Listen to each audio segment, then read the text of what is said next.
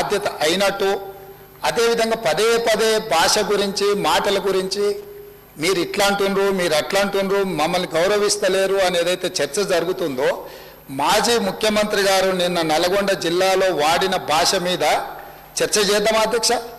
ఏం బీకనిక పోయిందో అని అడుగుతాడా అధ్యక్ష? మాజీ ముఖ్యమంత్రిగా 10 ఏళ్ళు పనిచేసి, కేంద్ర మంత్రిగా పనిచేసి, రాష్ట్ర మంత్రిగా పనిచేసి, శాసనసభ్యుడిగా పనిచేసి, పార్లమెంటుగా పనిచేసి, గొప్పలు చెప్పుకొని జబ్బలు జరుచుకునే ఉద్యమకారుని అనేట ఆయన ప్రధాన ప్రతిపక్ష పార్టీ హోదాలో ఉండి ఒక రాష్ట్ర ముఖ్యమంత్రిని పట్టుకొని ఏం బీకనిక పోయినావు అని అడిగితే, రా ఇప్పటికే ప్రజల్ని ప్యాంటు ఊడబిక్కురు, ఉన్న అంగీ చొక్కా కూడా ఊడబిక్కాం. ఇప్పటికే తెలంగాణ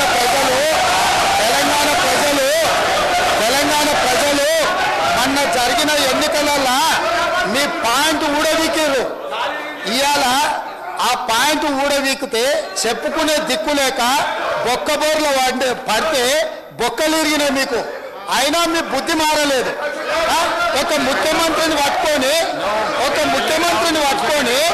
ఏంది కనుక పోయినామని అడుగుతారా అధ్యక్ష? ఇది పద్ధత?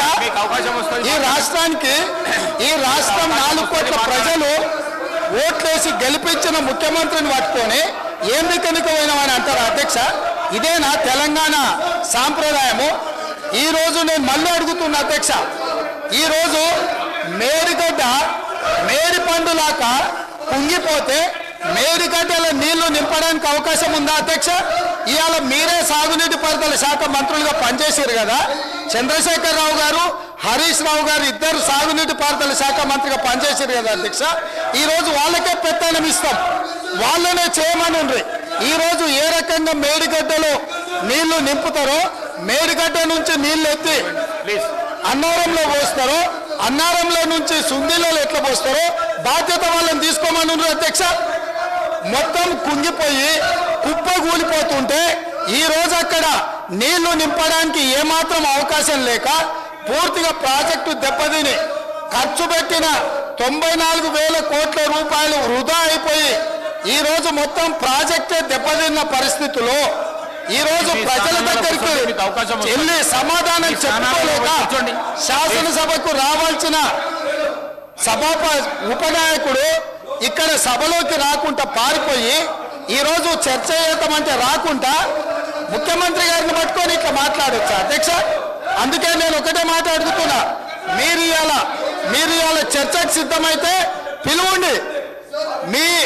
మీ పార్టీ నాయకుడిని, మీ సభాపక్ష నాయకుడిని చర్చ చేద్దాము.